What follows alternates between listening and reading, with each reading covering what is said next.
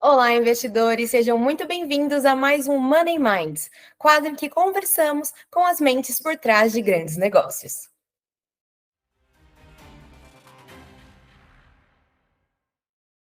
Eu sou a Giovana Leal, jornalista do Money Times, e hoje eu estou aqui com a Vanessa Rossini, diretora de Relações com Investidores do Magazine Luiza, para conversar um pouquinho sobre os resultados da companhia no quarto trimestre de 2023.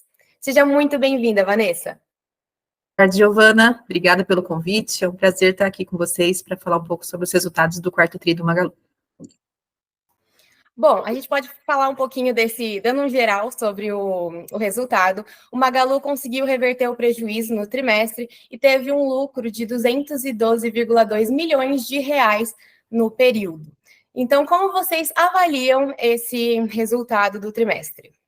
Vamos lá, Giovana. Realmente, assim, quando a gente olha para o nosso quarto trimestre desse ano, assim, ele foi um trimestre da virada. Depois, assim, quando a gente, olha para os últimos anos, Giovana, assim, a gente teve o primeiro lucro depois de 2 anos. Então, assim, foram 2 anos difíceis, com uma série de desafios, depois a gente pode, destacar um pouco mais, mas a empresa se ajustou, se organizou, fez todas as revisões, de estrutura de custos, de despesas, e quando a gente olha para o quarto trimestre, mesmo ainda com uma posição de juros, na economia ainda em patamares elevados, a gente ainda teve um quarto tri com juros médios de 12%, a gente conseguiu atingir o bottom line, que era o nosso grande objetivo. O foco de 2023 foi na expansão das margens operacionais, foi no aumento da rentabilidade. Então, estamos por aqui muito felizes aí com os nossos resultados que a gente apresentou hoje para o mercado, publicamos ontem com o call que foi hoje de manhã, e com vários destaques, assim, o lucro líquido, no final do dia, é o resultado final, você comentou, a gente teve 212 milhões de lucro líquido contábil.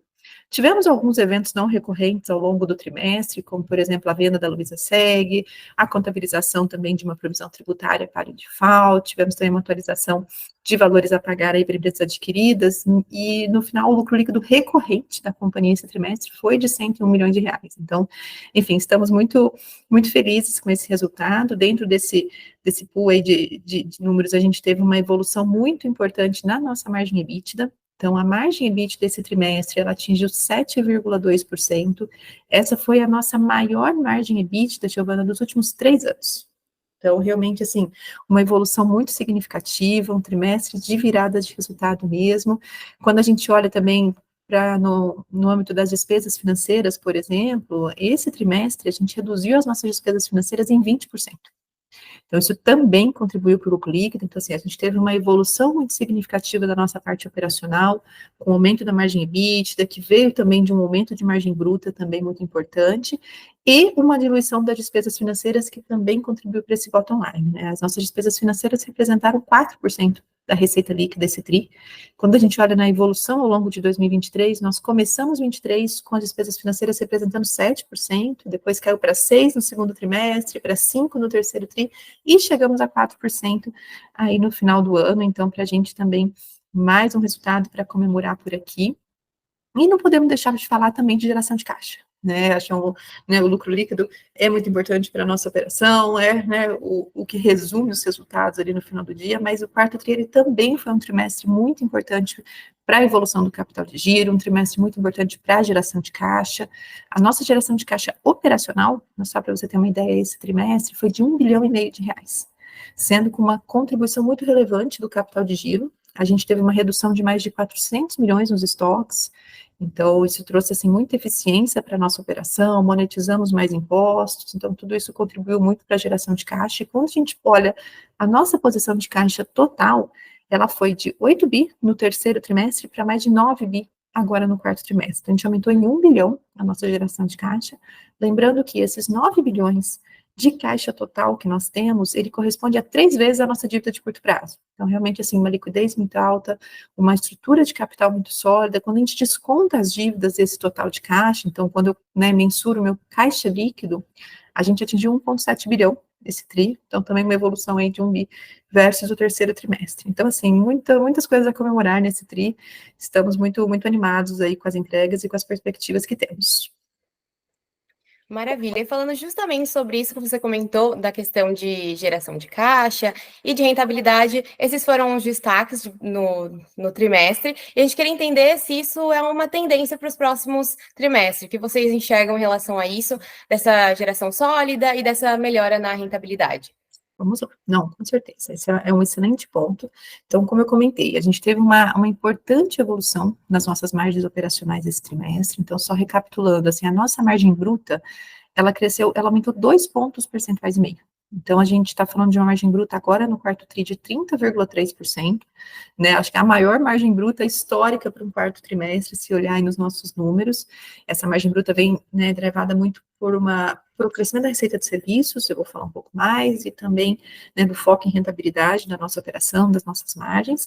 E a margem EBITDA, como a gente já comentou, né, chegou a 7,2, que é a maior margem EBITDA dos últimos 3 anos. Então, esses são, né, são os números aí que a gente teve de evolução de rentabilidade esse trimestre. Para a gente, né, esmiuçar um pouquinho e pensar nessa tendência que você comentou, a gente não tem um guidance, mas acho que é importante a gente destacar, né, como a gente chegou até aqui, como que caminha a nossa operação para os próximos trimestres, né, que ajuda muito o investidor a entender, a pensar sobre o Magalu, sobre, né, a nossa estratégia e os nossos resultados. Então, assim, as principais alavancas de expansão de margem nesse trimestre, acho que assim, começando pelo marketplace. Então, quando a gente olha o nosso marketplace, ele cresceu no ano 17%, e nesse quarto tri ele cresceu 10%, então atingiu aí mais de 18, cerca entre 17 e 18 bilhões de reais em vendas esse trimestre.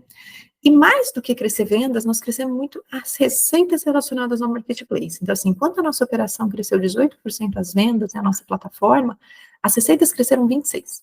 Então, assim, a cada trimestre, a gente vê o 3P ganhando mais participação nas nossas vendas. Oficialmente, ali, né, em 2023, ele se tornou o segundo maior canal. Ele ultrapassou as lojas em tamanho de vendas, em apenas 6 anos, né? Lembrando que as lojas é o nosso canal mais tradicional, temos aí mais de 67 anos de história.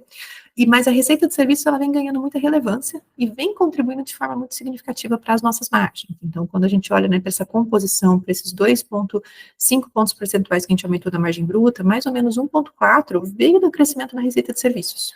Então, o marketplace, né, traz muita rentabilidade, traz uma operação muito asset light, que a gente não tem que investir em capital de giro, então, uma operação muito rentável, que vem crescendo de uma forma muito saudável, tá? Então, esse foi um driver que a gente, né, viu agora no quarto trimestre e deve continuar vendo, dado que o 3P, né, é o nosso canal mais jovem, é o nosso canal que tem mais oportunidade de crescimento, a gente tem muita oportunidade para levar os serviços que eu ofereço no meu 1P para o 3P, melhorando o nível de serviço, acelerando a velocidade das entregas, vou falar um pouquinho do fulfillment, aumentando a taxa de conversão. Então, eu acho que essa é uma tendência, e o 3P deve continuar como nosso principal canal de crescimento ao longo dos próximos anos. Eu diria com potencial, claro, de ser até, né, algum dia o nosso maior canal de vendas. Um outro ponto, né, que também, né, falando de margem bruta, é a própria margem bruta de mercadorias. Então, como eu falei, a margem bruta aumentou 2,5 pontos percentuais. A margem, o serviço contribuiu com 0,4, então ainda tive 1,1 ponto percentual que veio de uma margem bruta de mercadorias maior nesse trimestre.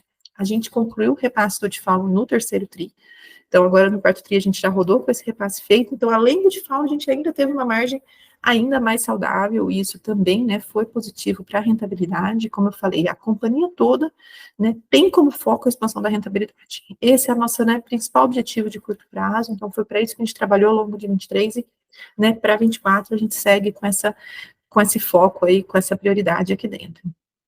E não podemos deixar de falar da Black Friday, né, falar de quarto TRI, a Black Friday esse ano, ela teve um papel importante para vendas, como sempre tem, mas também para rentabilidade. Então, acho que a gente fez em 2023, Giovana, a nossa Black Friday mais rentável da história. Então, acho que foi a primeira vez que quanto mais a gente vendia na Black, mais isso contribuía para a rentabilidade. Então, também era o nosso objetivo, era o que a gente buscava com a Black Friday, e foi isso que a gente conquistou. Então, isso também foi positivo, né, para as margens desse trimestre.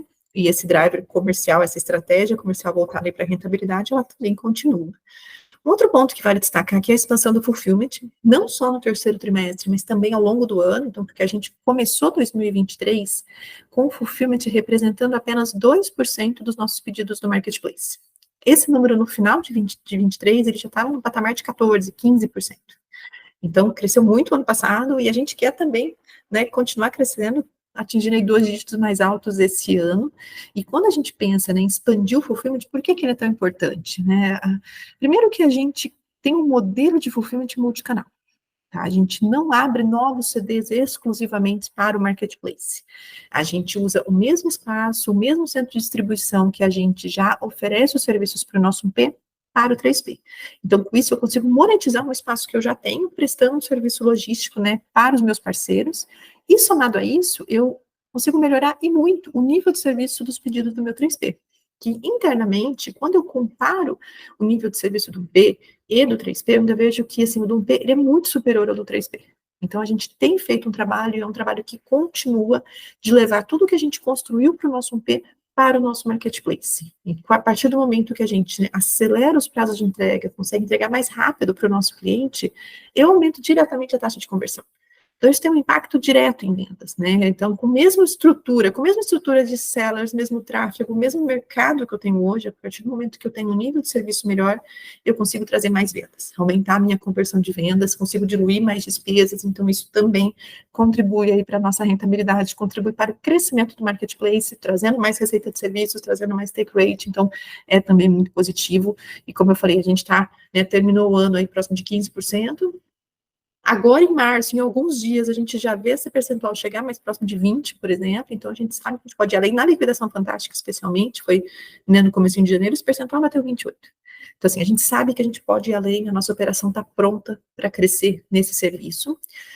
E um outro ponto também, falar, né, falamos muito de e-commerce, mas assim, as lojas também têm um papel fundamental na nossa operação, né, a gente somos uma empresa, né, que nascemos no mundo físico, temos uma operação multicanal muito relevante, então a loja hoje, ela tem um papel que vai muito além do ponto de venda, ela, né, tem um papel logístico, um papel de atração de sellers, mas assim, vale a gente destacar no quarto trimestre a venda da loja mesmo, então assim, a loja ela cresceu 4%, num ambiente ali de uma base de comparação muito forte, né, com a Copa do Mundo, então teve uma excelente performance, acelerando o ganho de market share, então assim, só no quarto trimestre, o nosso market share aumentou em 1,2 pontos percentuais. Então, assim, a gente tem muito espaço para a gente crescer esse share, então a gente, né, segue otimista, as lojas começaram 2024 num ritmo muito bom também, então estamos bem animados com esse canal, ganhando bastante share, não só, né, nos mercados mais consolidados, mas principalmente nos novos mercados, lembrando que a gente abriu muitas lojas novas, um pouco antes da taxa de juros começar a subir, lá em 2020, 2021, né, que a gente abriu lojas no Rio, por exemplo, a gente abriu no Centro-Oeste, expandimos muito no Nordeste, então eu tenho uma base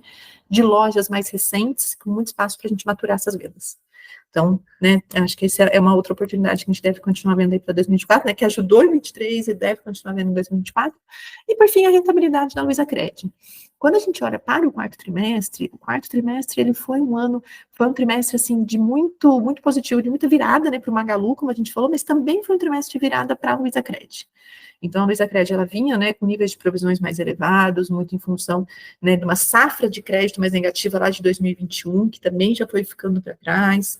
Com a queda da taxa de juros, ela também tem uma redução de custo de funding, então a gente já vê a operação dela também rodando de uma forma mais saudável e indicadores que têm sido muito sustentáveis. Então, a gente também espera aí um excelente ano para a Luizacred também, que já teve um momento de virada agora no quarto trimestre.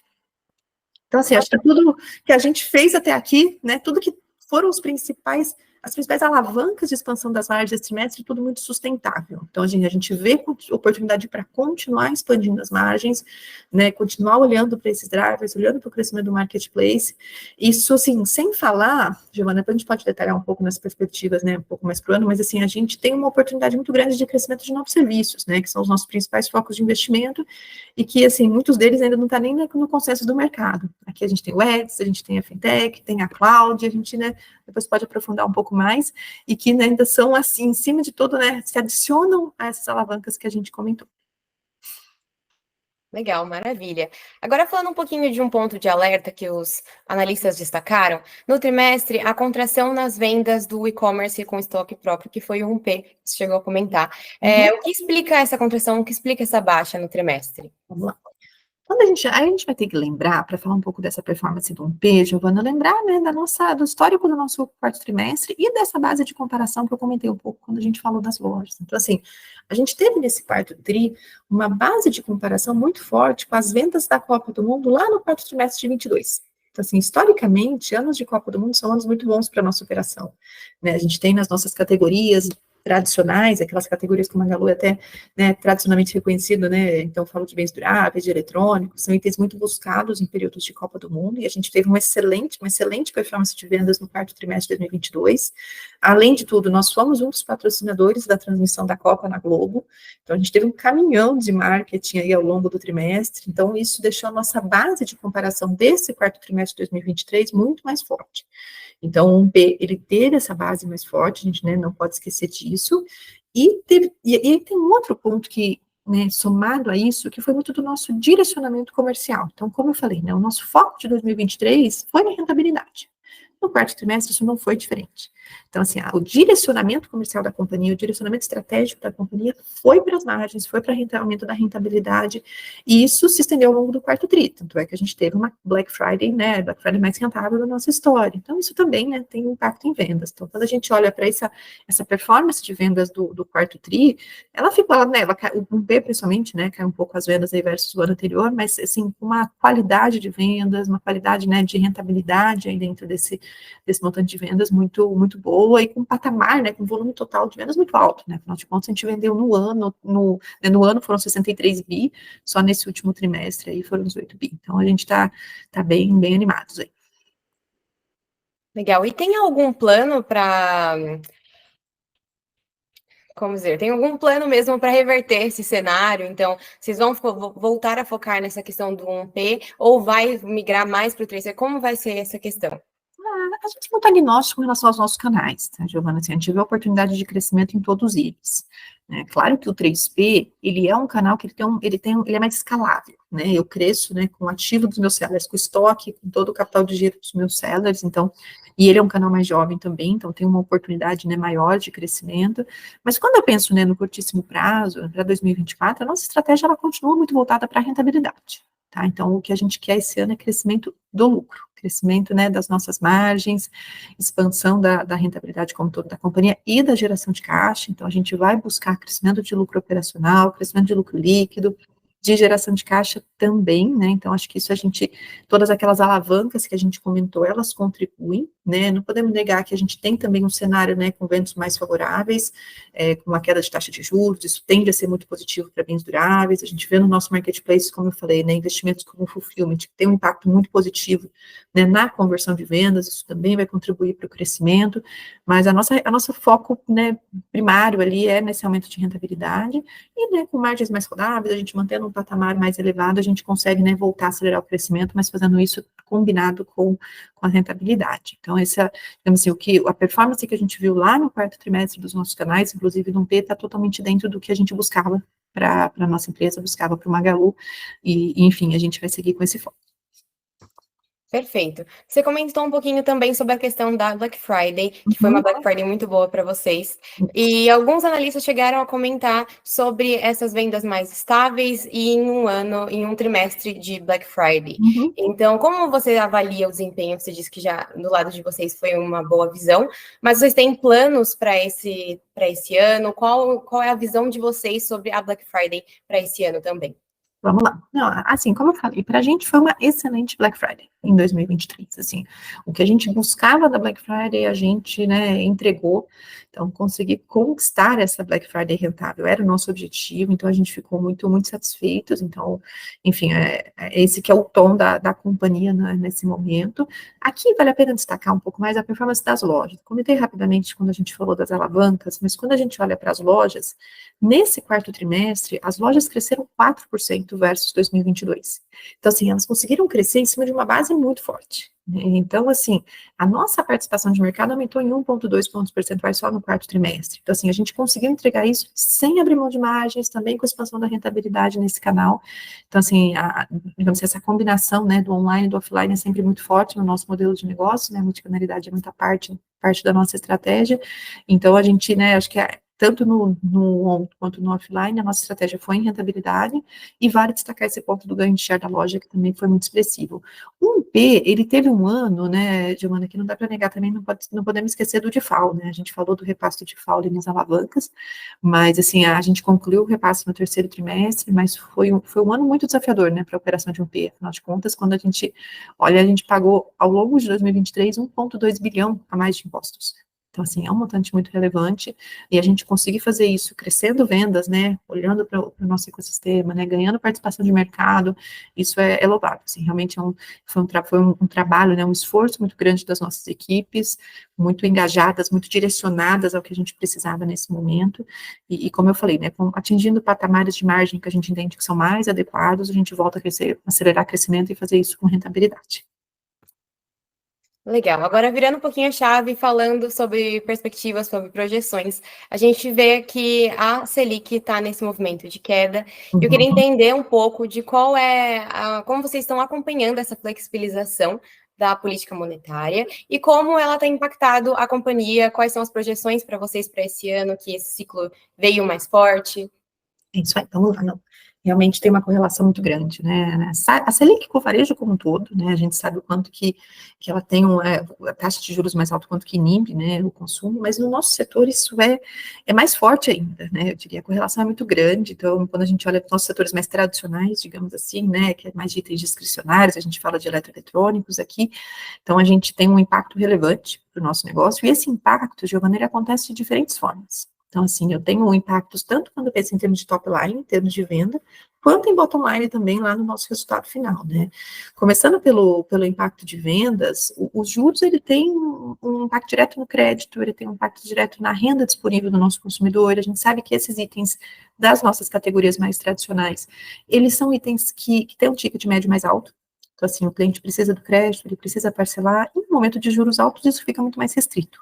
Né, a gente mesmo teve uma série de medidas que precisou adotar ao longo dos últimos anos, né, com alta de juros, como reduzir o número de parcelas, aumentar o índice de cobrança de juros, né, o próprio crédito, né, você tem uma restrição maior de crédito nesse período, então isso tem um impacto direto na venda, então o top line ele sente, né, esse momento de alta de taxa de juros, e agora que a gente tem um ciclo de queda de taxa de juros, é o contrário. Então, assim, se quando o juros sobe, essa categoria sofre mais que todo mundo, quando os juros caem, a gente tem uma tendência ainda, né, melhor do que a média para o varejo. A gente tem, né, esse ciclo, ele nos remete muito ao momento que a gente viveu lá entre 2016 e 2019, então que foi um momento muito virtuoso para o Magalu, tanto em termos de ganho de market share, aceleração de vendas, a própria, né, aceleração de resultado, então um crescimento muito acompanhado de rentabilidade, que é o que a gente, né, está buscando. Então, assim, a gente consegue fazer um paralelo muito claro ali entre esses dois momentos, por isso que a gente, né, entende que você tem a gente tem um momento de ventos mais favoráveis, depois de 2 anos muito contrários, né, agora um momento que tende a ser mais favorável, isso tem um impacto muito direto nas lojas e no B. Nas lojas, a loja tem uma predominância maior dessas categorias duráveis na venda, então a gente já vê uma tendência melhor, mas que a gente acredita, né, que ainda tem um potencial né, de ver o mercado acelerando mais aí ao longo do ano, talvez mais no segundo semestre, mas por aqui a gente entende que o Magalu está, assim, muito bem posicionado para surfar essa onda de ciclo de queda de taxa de juros. A gente, como eu falei, a gente está com uma empresa ajustada, a gente está com um estoque muito saudável, está com um time motivado, né, já fizemos todos os ajustes que a gente precisava fazer, então a gente está muito pronto para, né, para aproveitar esse momento. E o outro impacto da taxa de juros também que a gente tem que citar é no resultado. Então, assim, eu tenho uma oportunidade de crescer minhas vendas, isso já gera uma alavancagem operacional no meu modelo, na minha operação, isso é positivo para as margens, sim, ao mesmo tempo que eu tenho uma despesa financeira menor. Então, assim, a partir do momento que a Selic cai, eu tenho uma despesa né, de juros de empréstimos, eu tenho uma despesa de juros de antecipação menor. Então, isso tem um impacto direto no nosso bottom line, no nosso lucro. Então, você cresce vendas e você diminui despesa financeira, e isso, né, cresce vendas e aumenta a sua margem operacional com a alavancagem, diminui despesa financeira, isso, a rentabilidade tem um impacto muito positivo. Tá? Então, assim, isso deixa a gente muito, né, muito animados com esse momento, e como eu falei, acredito que o Magalu seja a empresa melhor posicionada para surfar essa onda, para conseguir, né, aproveitar as oportunidades também que esse timing oferece para a gente, tá? Show. Agora falando um pouquinho de desafios, a gente falou de projeções, do que vocês têm aí em mente, e agora vendo os desafios, o que vocês veem que pode ser ali aquela pedrinha no sapato durante o ano? Giovana, assim, desafios, na verdade, se a gente for olhar para os últimos 2 anos, já foram muitos, né? Quando a gente pensa, a gente pagou, por exemplo, voltando um pouquinho mais, se a gente voltar em 2022, quando os juros subiram, né, de 2 para 14, o Magalu pagou R$ 1 bilhão a mais de juros na nossa operação, né, se você olhar nas nossas demonstrações financeiras, né. Em 2023, né, com a volta do default, foi mais 1,2 bilhão de imposto. Então, assim, acho que a gente passou por anos de muitos desafios. Com isso, assim, como eu falei, foi necessário ajustar as nossas operações, foi necessário, né, aumentar as nossas margens, por isso esse momento de muito foco em rentabilidade. A gente está fazendo isso, né, ganhando market share, o que realmente, né, é muito bom, né, deixa a gente num patamar aí muito diferenciado no mercado. Então, a gente tem agora em 24, assim, uma empresa muito ajustada, né, uma empresa com possível ventos favoráveis aí com relação ao macro, com relação à taxa de juros. Então, assim, a gente está otimista com esse começo do ano e a gente continua muito centrado na nossa estratégia, no que a gente quer para o Magalu aí nesse curtíssimo prazo. Para o longo prazo, a gente tem, né, a nossa estratégia de digitalização, tem todo o crescimento do marketplace, e isso, né, continua no nosso roadmap, nos nossos investimentos. Legal. E falando sobre novos segmentos, o Magalu está de olho em algum setor? Qual é a projeção de vocês para esse ano? Vamos lá. Não, a nossa estratégia é a mesma, tá? Então, assim, a nossa estratégia, a gente quer crescer o nosso marketplace multicanal. Então, assim, a gente tem um modelo, né? Se for historicamente, o Magalu tem um modelo de negócio, né, único, um modelo de negócio muito voltado para a multicanalidade. Foi assim que a gente cresceu o nosso 1P e cresceu de forma rentável. Aí, trazendo alguns dados, né? Se a gente voltar lá atrás, em 2016, o e-commerce representava 20% das nossas vendas. Né? Hoje a gente tem 75% das nossas vendas online, né? Fizemos um crescimento com muita rentabilidade, né? Muito saudável nesse processo. E agora tudo que a gente construiu para o nosso 1P, a gente está levando para o nosso marketplace. Então, assim, a gente tem construído, né, uma plataforma de marketplace multicanal, né, totalmente integrada às nossas operações de 1P, né, tanto das lojas, né, um exemplo foi o fulfillment que eu trouxe, né, visualizei, né, toda a estrutura multicanal do nosso fulfillment, então que a gente consegue crescer, né, conseguir ter muita eficiência na operação, né, menores custos para a gente, menores custos para os sellers, oferecendo para o cliente o melhor nível de serviço. Então, essa combinação ela é muito poderosa. Né, para esse ano, os nossos investimentos, eles seguem muito voltados, primeiro que muito voltados em tecnologia, tá? Então, esse 2023, 80% dos nossos investimentos foram em tecnologia, e isso continua. Então, assim, a gente vai continuar investindo muito na nossa plataforma de marketplace, muito na experiência do usuário nessa plataforma, né? Até o Fred comentou hoje no qual que esse é o ano do Encanta Magalu. Então, é o ano que a gente, né, quer tornar a nossa experiência do cliente, né, muito fluida, muito leve aqui dentro, e ele ter a melhor experiência de compra no Magalu, isso é muito baseado em tecnologia, né, investimento que a gente tem na plataforma. E, além disso, a gente tem no nosso roadmap também investimentos em serviços adicionais, né, que inclusive trazem, né, mais rentabilidade, trazem um ROIC mais alto, né, um retorno em cima do capital investido mais alto, que é o Eds, que é a Fintech, inclusive a Magalu Cloud também, né, que a gente lançou em dezembro, que vai ao mercado esse ano. Então, esses são serviços, né, que nem estão muito nas estimativas dos analistas. Então, a gente acredita que isso, né, são opcionalidades aí para o nosso resultado e que são muito positivas e que crescem junto com a nossa plataforma. Então, é um ano que a gente, né, vai continuar aplicando muita tecnologia no nosso negócio e muito voltado para esses serviços. Perfeito. E para finalizar agora, você tem algum recado para deixar para os acionistas do Magalu? Vamos lá. Bem, aqui nós estamos falando de uma empresa de 67 anos, né, Giovana, assim, um case mundial de um varejista que saiu do mundo físico, né, físico que se digitalizou. Então, a gente comentou um pouquinho, né, do quão relevante, né, a venda online foi se tornando ao longo dos últimos anos e como que a gente, né, combina os nossos canais de vendas de uma forma muito, muito fluida, né, o quanto que a loja contribui muito com o e-commerce com a loja, isso para a gente, enfim, é muito parte da nossa operação. A gente tem esse modelo de negócio único, né, muito baseado na multicanalidade, e a nossa fortaleza tecnológica, que é o Luiza Labs. Então, como eu falei, né, os nossos investimentos em tecnologia são todos desenvolvidos dentro de casa. Hoje a gente tem mais de 2.000 desenvolvedores e especialistas pensando e trabalhando em soluções para a nossa plataforma, para os nossos sellers, para os nossos clientes. Então, a gente continua aí muito, muito animado com essa nossa plataforma de marketplace multicanal. A gente quer oferecer para os nossos sellers todos os benefícios da maior operação de 1P do Brasil, que é o que a gente tem hoje, né? Vale destacar também que a gente está finalizando essa semana o aumento de capital privado, né, que a gente lançou em janeiro. Na primeira etapa do período de adesão ao direito de preferência, a gente teve 86% de adesão. Então, assim, um número muito expressivo. Os nossos controladores entraram com 100% do que eles poderiam, né, da participação deles, e quando a gente olha no grupo de minoritários, a gente teve uma adesão de mais de 70% dos nossos minoritários. Então, assim, mostra, né, o quanto que a nossa base acionária, né, está confiante no nosso modelo de negócios, na nossa estratégia, no futuro aí da companhia. E essa semana a gente finaliza a alocação das sobras, né, e termina de alocar esses últimos 14% aí, então a gente tem uma sobra remanescente para finalizar, né, essa semana a gente conclui. Então, enfim, seguimos por aqui otimistas, a gente segue trabalhando com foco total na nossa estratégia e a gente vai seguir aí levando a digitalização para milhares de sellers, milhões de clientes aí pelo Brasil todo. Maravilha, muito obrigada pela participação aqui no Money Minds, Vanessa, e também muito obrigada a você, investidor, que nos acompanhou hoje. E fique ligado para os próximos Money Minds aqui no Money Times. Obrigada.